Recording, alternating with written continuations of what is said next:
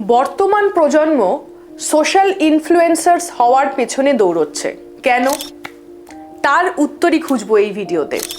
আমরা এখন খুব দ্রুত গতিতে চলছি, আমরা খুব তাড়াতাড়ি ফেম পেতে চাইছি, আমরা খুব তাড়াতাড়ি সাকসেসের চূড়ায় পৌঁছতে চাইছি, খুব তাড়াতাড়ি প্রত্যেকটা স্টেপে না গিয়ে একেবারে আমরা চূড়ায় পৌঁছতে চাইছি।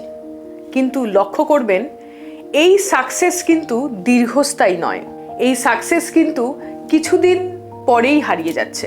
কিন্তু পরবর্তী প্রজন্ম বা এই বর্তমান প্রজন্ম যারা, তারা কিন্তু ভাবছে এই সাকসেস পাওয়া খুব সহজ এবং এই সাকসেসে আছে অনেক ফেম, অনেক চাকচিক্য, অনেক আলো, এগুলোই তাদেরকে আকর্ষণ করছে। বাড়ির বড় হিসাবে, বাবা মা হিসাবে বা দাদা দিদি, বাড়ির কোনো গুরুজন হিসেবে বাচ্চাদের সাথে এই ফেম না পেলে তারা এমন কিছুই হারাবে না, আপনাদের তাদের প্রতি ভালোবাসা সেম থাকবে, এইটা বোঝান।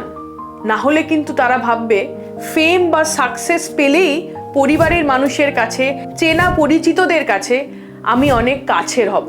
তা কিন্তু নয়। এই দৌড়ের কিন্তু শেষ নেই। এই দৌড়ে নামলে কিন্তু আপনি আপনার সন্তানকে হারিয়ে ফেলতে পারেন।